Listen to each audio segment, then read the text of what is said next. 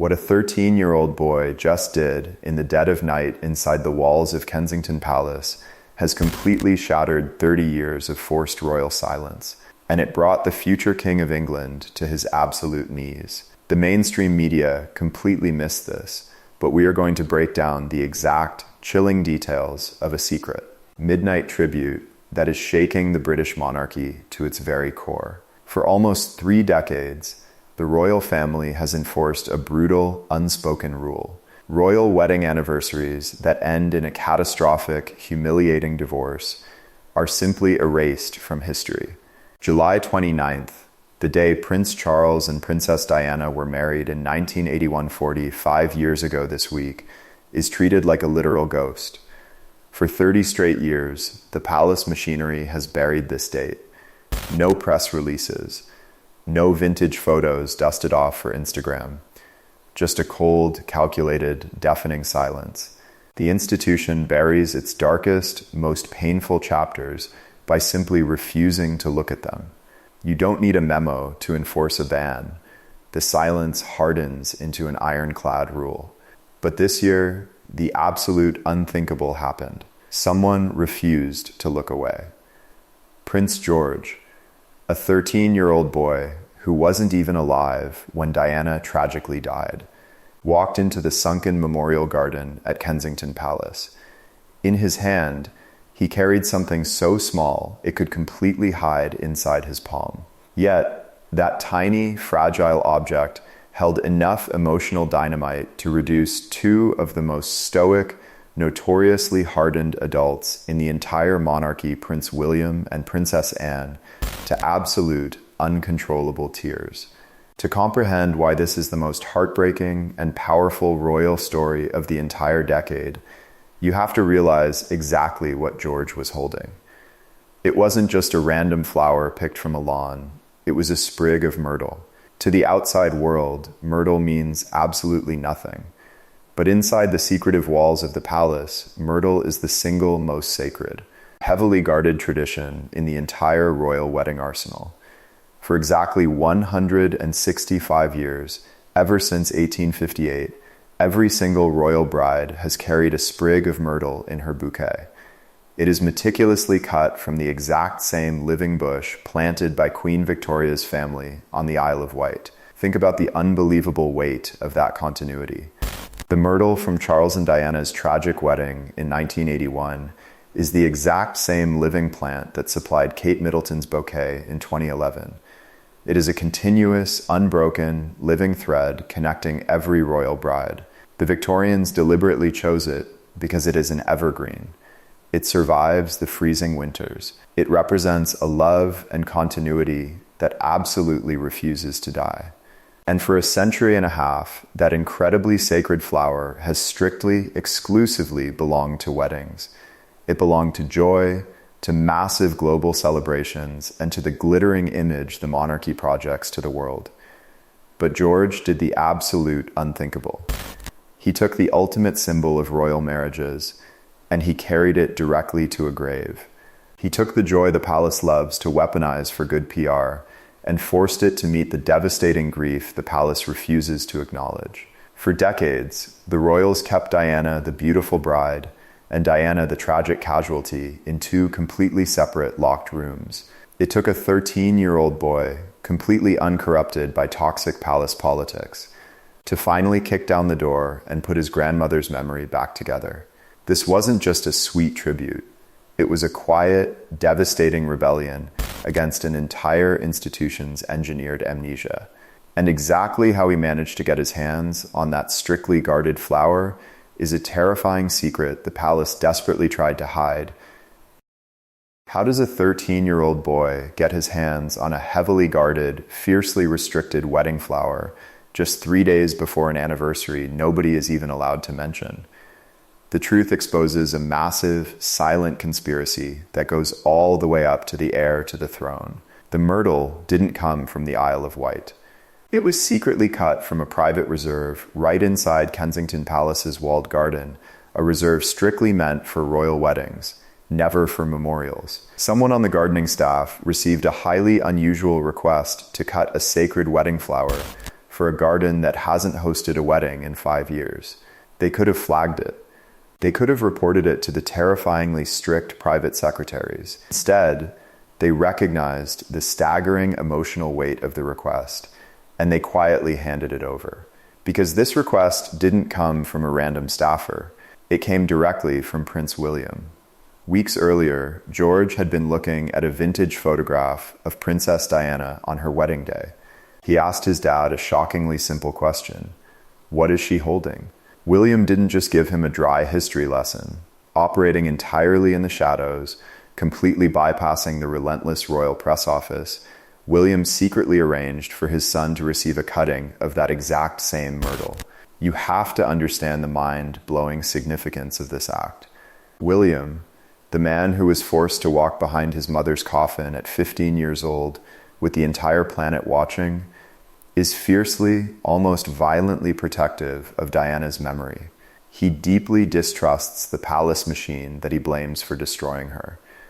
By secretly giving George that flower, William put the very first crack in a 30-year wall of institutional silence. But what absolutely shattered William wasn't the flower itself. It was what his son chose to do with it.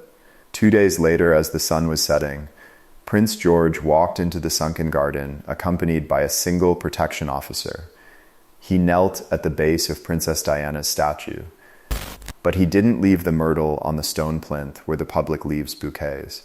He didn't leave it where the cameras could easily photograph it for a spectacular front-page PR stunt. Instead, he pressed the flower deep into the dark, cold dirt directly at her feet. He hid it in the soil where almost nobody would ever see it. In a family where every single breath, wave, and smile is meticulously staged and performed for a global audience, this young boy completely rejected the spotlight. He didn't want the credit. He just wanted his grandmother to have what rightfully belonged to her. When Prince William realized what his son had done, his legendary ironclad composure completely collapsed. The future King of England, a man trained from birth to swallow his emotions, broke down weeping. For his entire adult life, William has carried the terrifying fear that Diana's memory would eventually fade into history, that his children would never truly feel her presence. To see his own son, a boy who never even got to meet her reach across the decades and fiercely protect her memory, was a relief so profound and agonizing that it completely undid him. And William wasn't weeping alone. Princess Anne, notoriously known as the coldest, most unsentimental, no-nonsense enforcer in the royal family, was right there with him, reduced to absolute tears. Anne is the ultimate guardian of royal traditions. She instantly decoded exactly what George had done. She realized that this 13-year-old boy didn't just make a sweet gesture.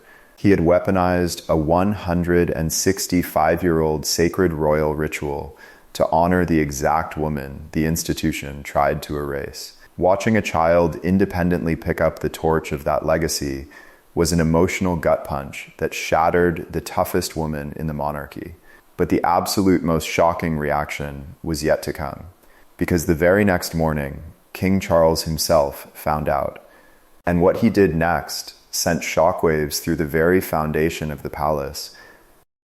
When the sun rose on the morning of July 29th, the exact forbidden 45th anniversary of the wedding that the palace desperately tries to forget King Charles received the news. When aides briefed him on what his grandson had quietly done in the dirt of the memorial garden, Charles reportedly froze. He asked one single, highly specific question: exactly where at the base of the statue was the flower buried? After that, the King of England went completely dead silent. What Charles did next is one of the most astonishing, uncharacteristic moves of his entire reign. He abruptly cleared his meticulously planned schedule, he canceled his morning appointments, and he walked out to the sunken garden entirely alone, save for a single protection officer. I need you to realize the massive, earth-shattering gravity of this moment. For 5 agonizing years, ever since the Diana Memorial statue was unveiled in 2021, King Charles has violently avoided it. He has never been photographed there, not on her birthday, not on the anniversary of her tragic death. Never. It is an absolute emotional minefield. If he goes, the ruthless British tabloids instantly resurrect his failures, his guilt, and the devastating betrayal that defined their marriage. It is a place that brings nothing but agonizing humiliation for the king and for Queen Camilla. But this morning, Camilla was nowhere to be seen. Charles went completely alone. There were no flashing cameras, no royal press corps, and no staged PR statements. According to stunned palace staff tending the grounds, the king stood there for an eternity in complete silence. His hands were shoved deep into his coat pockets, and he wasn't looking up at the sculpted face of the woman he married 45 years ago. He was staring straight down into the cold patch of soil. He was staring at the exact spot where his 13-year-old grandson had forcefully planted a wedding flower into the earth. In that deafening silence, Charles was forced to confront the two greatest, most tragic chapters of his entire existence. He was standing over the intersection of his most catastrophic failure and his ultimate legacy. He didn't go there because the PR team advised him to. He went there because a 13-year-old boy had completely outplayed the entire royal institution. George had forcefully resurrected a marriage the palace spent 30 years trying to legally erase, and he did it with so much pure, undeniable grace that it cornered the King of England into paying his respects. Nothing about this deeply moving tragedy was coordinated. It wasn't a desperate palace strategy to win back public favor. It started with a young boy staring at an old photograph. It escalated with a father who dared to break the rules for his son. It broke the ironclad composure of a princess who understood the sacred tradition. And it culminated with a king standing utterly alone in the morning mist, quietly mourning a woman he lost decades ago. The palace threw 30 years of silence at Princess Diana, hoping she would fade into the background. But Prince George just proved to the entire world that you cannot erase the people's princess. The next generation has taken the wheel, and they are fiercely guarding her ghost. If this shocking, beautiful story of Prince George defying the royal machine to honor Princess Diana gave you absolute chills, we want to hear from you right now. Do you think Prince George is already showing more heart and true leadership than the rest of the royal family combined? Drop your raw thoughts in the comments below. And if you want the absolute hardest hitting, unfiltered truths about the royal family that the mainstream media is terrified to report, you need to hit that subscribe button, smash the like button, and turn on the notification bell right now. The greatest chapters of this royal drama are just beginning, and you absolutely do not want to miss a single second of it.